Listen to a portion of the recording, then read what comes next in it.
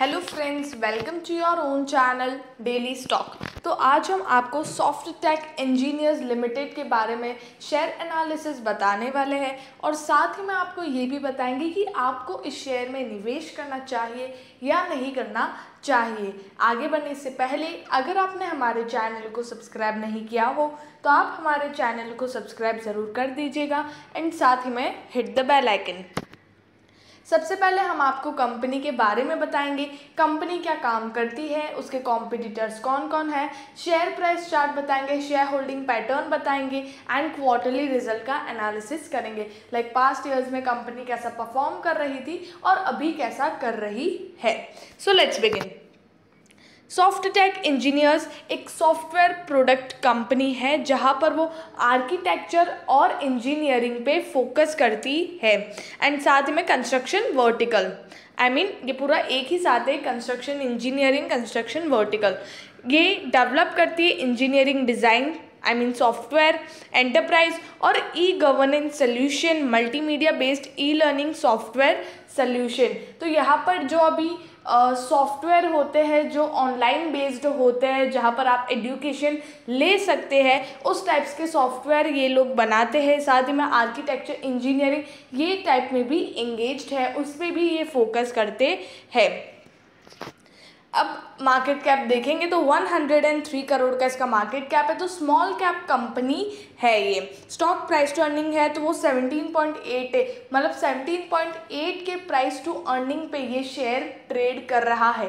तो एक तरह से देखेंगे तो ज़्यादा पी पे ही ये ट्रेड कर रहा है। जितनी इसकी अर्निंग नहीं है उससे भी ज़्यादा प्राइस पे ये शेयर ट्रेड कर रहा है।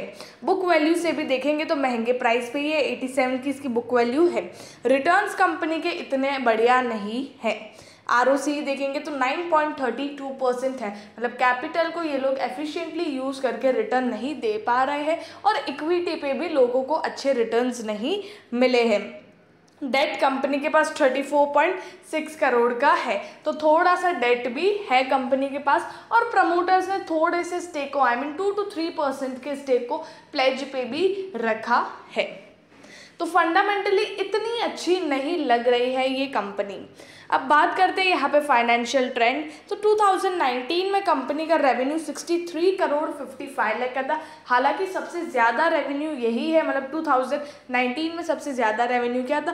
पास्ट ईयर्स में 2012 से देखें तो 21 करोड़ से इस कंपनी ने अपना रेवेन्यू करना स्टार्ट किया था। लाइक 2012 से अगर हम देखें तो उसके बाद कंपनी 40-50 करोड़ नॉर्मली कर देती थी, इतना रेवेन्यू करती थी, फिर 63 पे आई और उसके बाद फिर से वही रेवेन्यू पे आने लगे।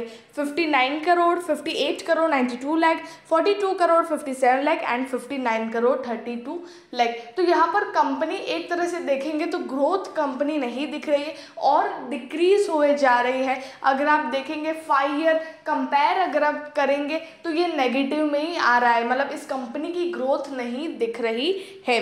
और साथ ही में कंपनी के रेवेन्यूज तो गिर रहे हैं, साथ में प्रॉफिट्स भी गिर रहे हैं।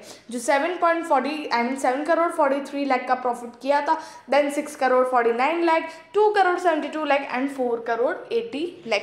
2021 का हम समझ सकते हैं, 2020-21, क्योंकि उस टाइम कोरोना था और बहुत ज़्यादा इम्पैक्ट रहा है, सारे बिजनेसेस पे बंद हुए हैं, लेकिन फिर भी बाकी टाइम पे भी कंपनी उसी तरीके से परफॉर्म कर रही है, इतना अच्छा परफॉर्म नहीं कर रही है। 2022 में देखेंगे तो 59 करोड़ का रेवेन्यू, जहां पर 4 करोड़ 80 लाख का प्रॉफिट है। क्वार्टरली रिजल्ट अगर हम देखेंगे तो यहाँ पर प्रॉपर वे से क्वार्टर्स के रिजल्ट नहीं दिए हुए हैं। मार्च का दिया हुआ है 13 करोड़, दिसंबर में 14 करोड़ एंड मार्च 2022 में 16 करोड़ का रेवेन्यू है, 16 करोड़ 58 लाख। अगर ऑपरेटिंग प्रॉफिट मार्जिन देखेंगे तो 2020-21 में 22%, 27% के रिटर्न्स थे। मार्च 2022 में 28% के रिटर्न्स थे।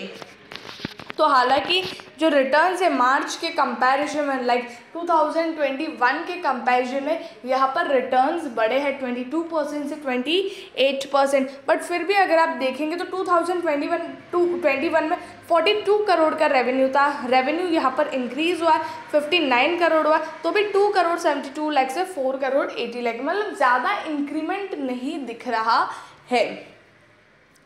शेयर होल्डिंग पैटर्न की बात करें तो सिर्फ मार्च का यहाँ पर दिया हुआ है। प्रमोटर्स है 40.45%, foreign investors 0.09%, domestic investors 0.87% and public के पास है 58.59%। हालांकि म्यूचुअल फंड्स भी इसमें था, लेकिन ऐसा लगता है सिर्फ ट्रेडिंग पर्सपेक्टिव से थे।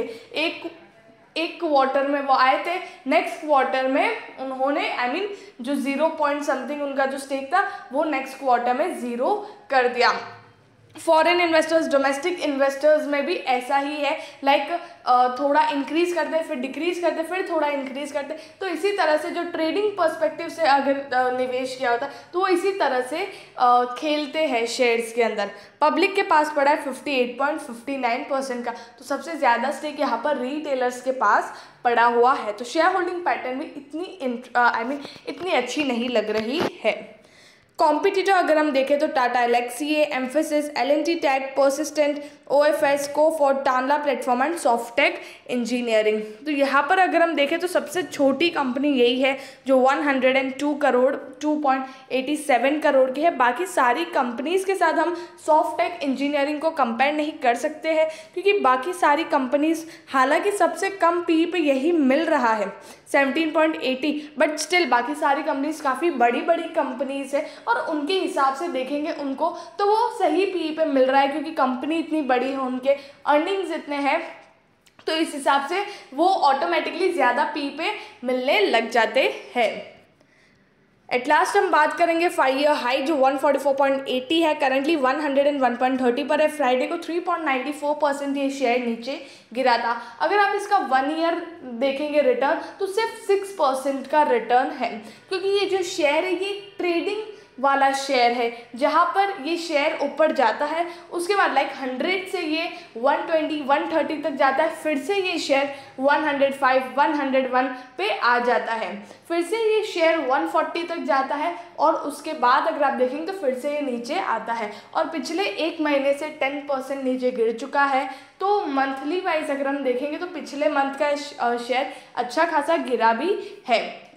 तो अगर आपको ट्रेडिंग पर्सपेक्टिव से निवेश करना है तो आप इस शेयर में कर सकते हो। आई होप आपको सॉफ्टेक इंजीनियर्स लिमिटेड पे जो वीडियो मैंने बनाई है, शेयर एनालिसिस किया है, वो आपको समझ आ गया होगा कि आपको आगे क्या करना है इस कंपनी में। अगर आपको वीडियो अच्छी लगी तो please like and share and subscribe our channel. Thank you.